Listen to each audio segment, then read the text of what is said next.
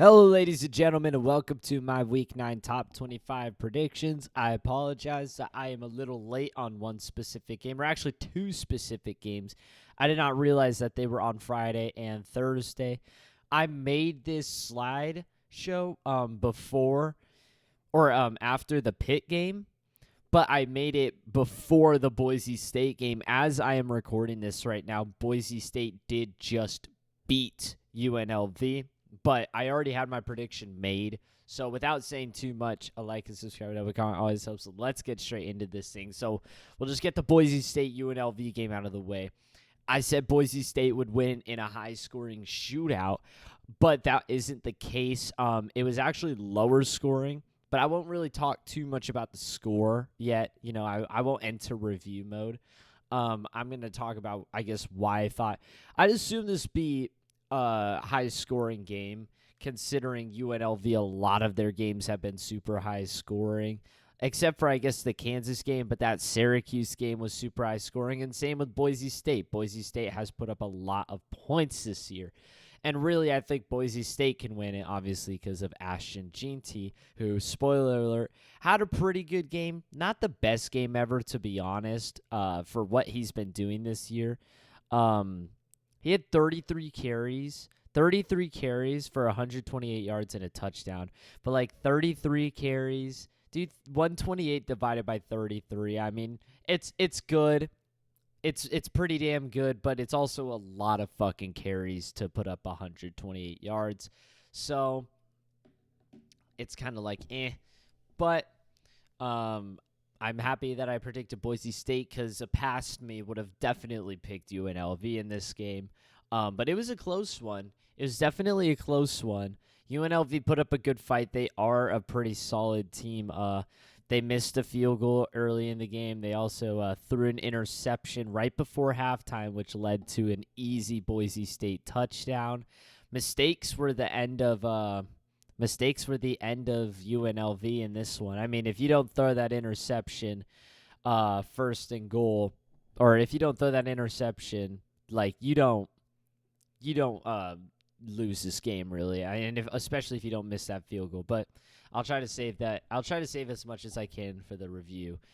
This is kind of unfortunate that this game already happened. I did not think that it was happening already. Nebraska at Ohio State. There's no hope for Nebraska left this year. Sorry, Nebraska fans. Dude, it's not looking too good for Nebraska. They lost that one to Illinois when Nebraska was ranked. They just got destroyed by Indiana. Now they're about to get destroyed by Ohio State.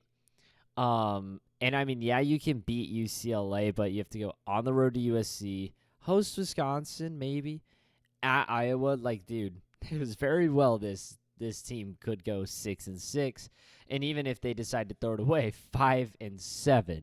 I mean, that would be hilarious if Nebraska was 5-7 again.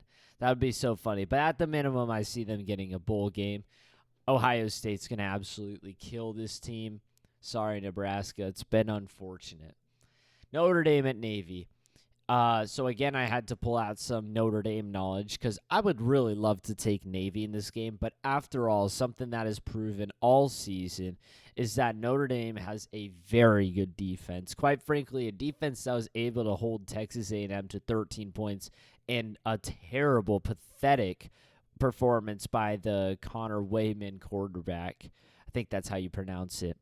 The highest scoring game, the most amount of points they've allowed all year, was against Louisville, 24 points. That's it. That's the highest. The next closest game is, I think it's Georgia Tech. Or no, it's Northern Illinois. And then it's tied with Texas A&M and Georgia Tech. And that's 16 points down to 13. They've got a really, really good defense. And Navy's got a really good offense. That's how they've won all their games. They just win high-scoring games all the time. But I think obviously Notre Dame's defense is probably going to be the team to win it here. I do think that Navy can put up some points. I don't want to get ahead of myself, but they can definitely put up a lot of points on the floor. That is for sure. They are running the dual threat or like a read option and stuff. Quarterback can run the ball. typically what I get from the typically what I think of when I think of Air Force and Navy and stuff is that like triple option type of offense. But I think Notre Dame's going to handle it, and I think Notre Dame's going to kind of expose Navy's defense because Memphis also put up a lot of points against Navy's defense. That was a high-scoring brawl. So I think that Notre Dame's offense might expose Navy's defense a little bit. And after all, they're going to probably shut them down. And rest in peace, Navy. But it was a good run. I would love to see him win, but rest in peace, Navy. Washington at Indiana. There's no faith for Washington in this one. Indiana's steamrolling right now. If Washington wins this one, that would be a huge win. But Indiana is absolutely steamrolling right now. They are ridiculously good. Oklahoma at Ole Miss, there's no faith for Oklahoma. I do think it'll be a lower scoring game because Oklahoma's defense has been pretty good. Maybe a bit more points for Oklahoma. I believe they fired their offensive coordinator, so maybe a little bit of points, but I just don't think there's really any talent on the offense anyways for Oklahoma. They've just got a super, super solid defense. Illinois at Oregon. I look at these mountains in the background, dude. That would be such a cool stadium to go to. Just look at all these mountains. That's so nice. That's so cool. Illinois has had a nice year. And, I mean, dude, if they could win this one, if they could find a way to win this one, that would be absolutely huge for Illinois. Because after this point for Illinois, it's pretty much free balls. Like, they've got 4 games after that. They host Minnesota, host Michigan State, at Rutgers, at Northwestern. I think Illinois is the better team there that can do that. Right now, Rutgers and USC are actually playing, and Rutgers are losing pretty good. So Illinois has a doable rest of the year to go 2 losses. They could go a 2-loss team. But to hit the road and beat Oregon, Oregon's favored by 22.5. I think that's a little much. I think Illinois is really, really going to play with a lot of fight and a lot of grit in this game, but it's in Oregon's home stadium. Dylan Gabriel's been playing really good, and Oregon has ship shape since the first couple weeks of football, and they look like the number 1 team right now, with Georgia maybe potentially posing a threat, but after all, Oregon's undefeated.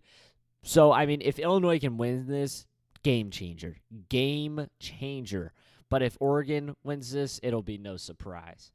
BYU at UCF. So instantly here, everybody is going to say, well, UCF in their performance against Iowa State is obviously, something else. But I already spoke about it in my review video. If you haven't watched that, I spoke about it in there.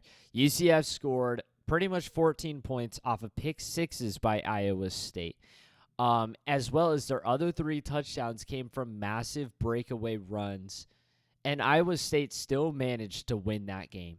UCF's defense struggles a lot, and BYU's offense has been pretty explosive at times, but more importantly, I think BYU's defense has been shut down, lockdown mode. After how UCF performed against Iowa State, I don't think BYU is going to go into this one with their pants down or with a blind eye. I think that BYU is still going to win this one on the road. UCF is favored by 2.5, which just shows you how much the committee wants BYU out of the top 25. But I think BYU's got this one. I think Iowa State and BYU are still definitely 2 of the best teams in the Big 12 right now. Missouri at Alabama. Missouri's season is finally coming to a close. Alabama's going to get a big bounce-back win. Unless Brady Cook and Luther Burden III can get something really moving offensively, I don't think that Missouri's offense has any sort of explosive abilities outside of those 2 people. They just haven't had it all year. And unless they've made some major changes, like they barely scraped Auburn out. They got killed at A&M, won in double overtime against Vanderbilt, which, okay, Vanderbilt's in the top 25 now. Win by 6 points to Boston College. All right, whatever. And those are the only significant games. Alabama has a win against Georgia. I just think Alabama's a better team. It's in their home field. Jalen Milroe can be a very good quarterback. Obviously, Ryan Williams is a great receiver, and Alabama's got them running backs. I think Alabama has the ability to handle Missouri pretty easily, and Missouri's time is going to come to a close.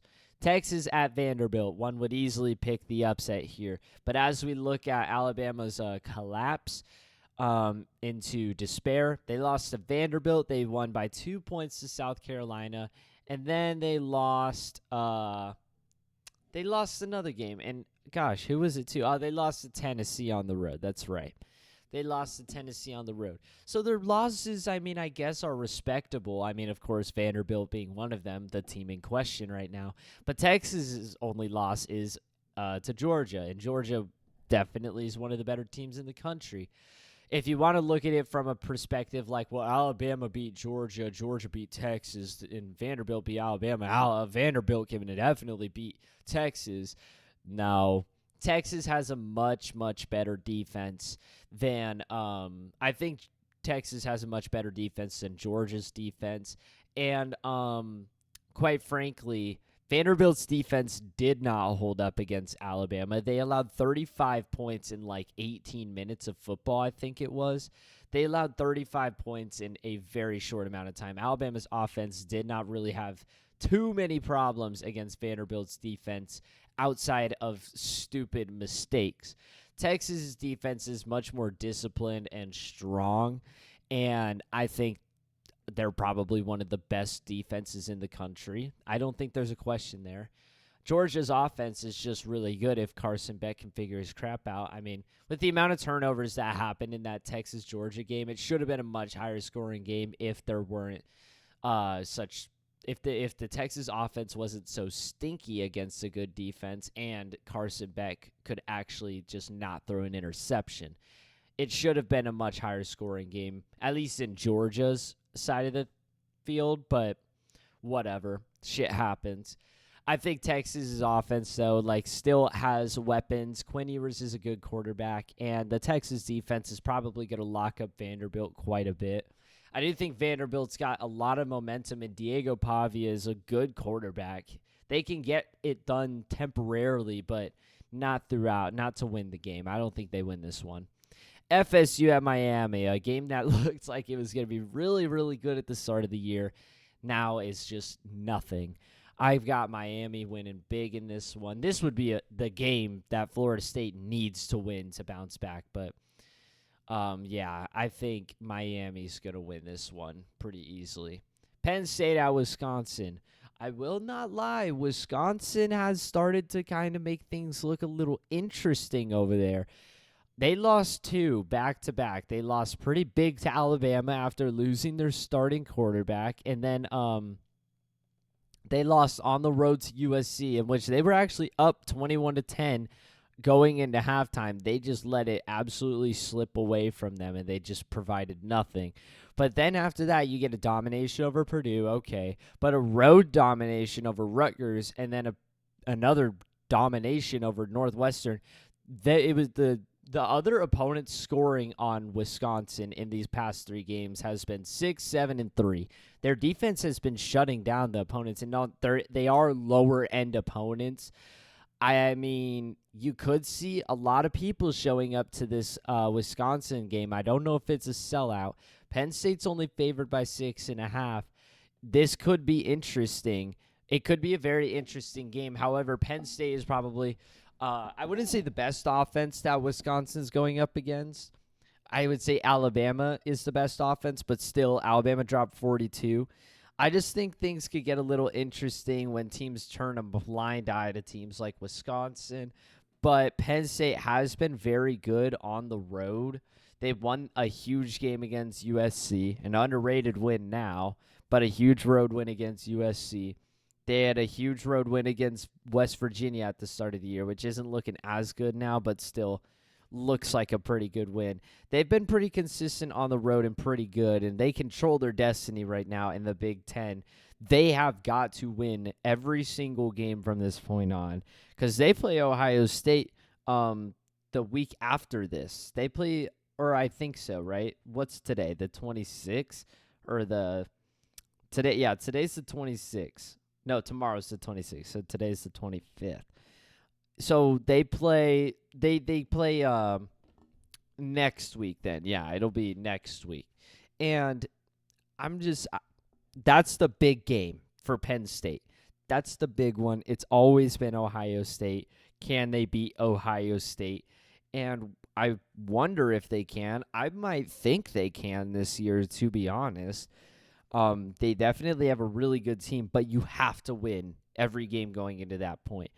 And I think Penn State's got the discipline to do that, especially against Wisconsin, a team that has been overhyped every single year. They thankfully didn't put them in the top 25 this year, but I don't know. I think Penn State will win a close one on the road. Maybe it'll be like 31-17 with a poop time touchdown. I don't know, something like that. I think Penn State's got it.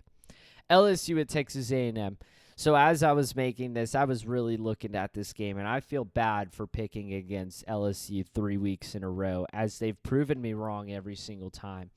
But right when I'm sitting here making it, I already said I'm going to pick Texas A&M, but I was really thinking about switching it and picking LSU. But I don't want to curse LSU because I feel like that's the last thing I could do. I'm still going to pick Texas A&M. I'm going to pick I haven't been picking many overtime games, I haven't said that really that much this season.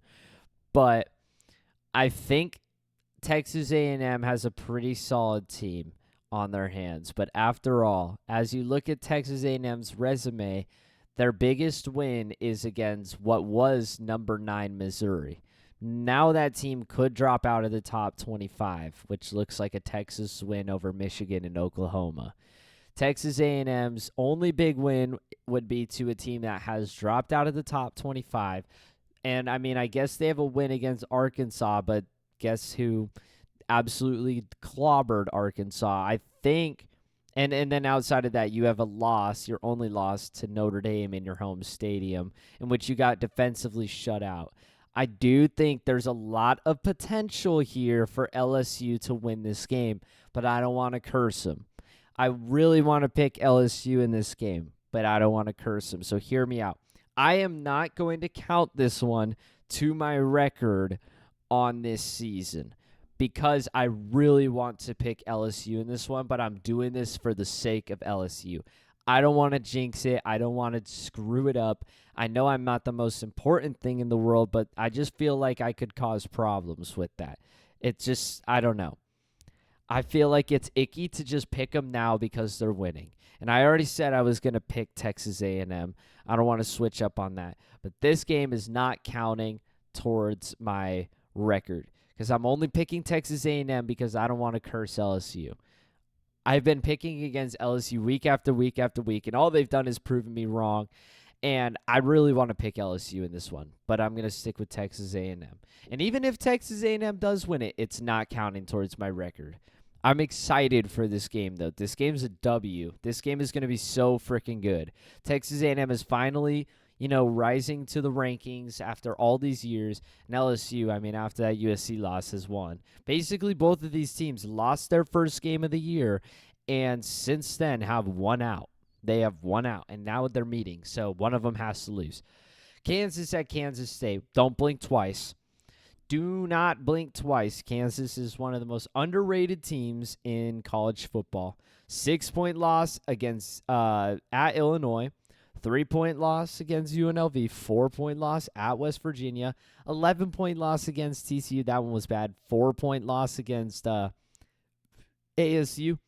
And then complete and utter domination against Houston. Maybe Kansas has finally broken out of the trend of losing super close games.